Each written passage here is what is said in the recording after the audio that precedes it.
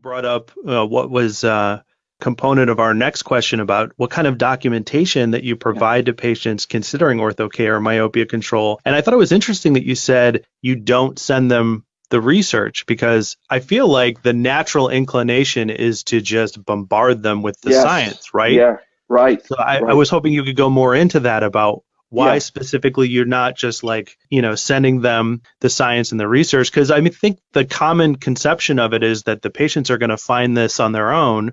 So why right. not give them the appropriate and correct material from the get-go? Yeah, this is such a good topic, Matt. And I am not a board member of the AAOMC, right? I'm Hmm. just a beneficiary. So a few months ago, I posted something about telemedicine. We're putting too much hope in it as a profession. We're not getting reimbursed. And one of the members challenged me and said, yeah, but is there some place for Ortho-K? And I have to thank that member, because since that post, I've been using Zoom meetings prior to them coming in. So for this OD, if they have someone in the chair, they are a great candidate, but they don't have the time to discuss the options for this child. What I'll do is I'll say, you know what?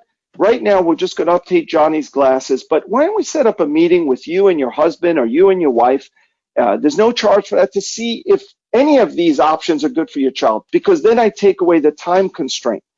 During the phone call or the Zoom meeting, I find out maybe I'm speaking to, a lot of times, an MD/PhD. So yeah, they love the research, but oftentimes I'm speaking to maybe a banker, a CPA, oftentimes a computer scientist, sometimes a pharmacist, and I cater whatever I send to them. Wherever our conversation went, I'll send them a New York Times article on why cell phones may indeed cause their child to be myopic because they're indoors all the time. Other times, they do want to find out, this Ortho-K, you're sleeping with lenses. What is the safety of this technique? What is the difference between the lens you prescribe, Dr. D, and the one I can get from the doctor across the street? So absolutely, the key is establish rapport first. Don't bombard Hmm. them with this shotgun. Here's all the research on myopia Hmm. control and safety.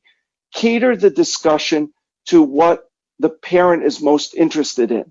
And I have to thank one of the members, because now my acceptance rate, once they get in to see me, is much higher, because I establish a rapport before they come in. And I think by me wearing a mask these days, my staff wearing a mask, taking their temperature, locking the front door, that's even more important to kind of make a patient feel they already know me before they walk in the door. So for Hmm. this particular OD, is you got to invest the energy. I love that term you used. Before they come in for the consultation, don't worry about your fees. Charge whatever you and your staff feel relevant. The goal is not only to successfully fit this patient.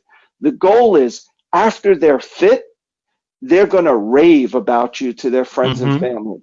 And then fees are just, is not the primary factor.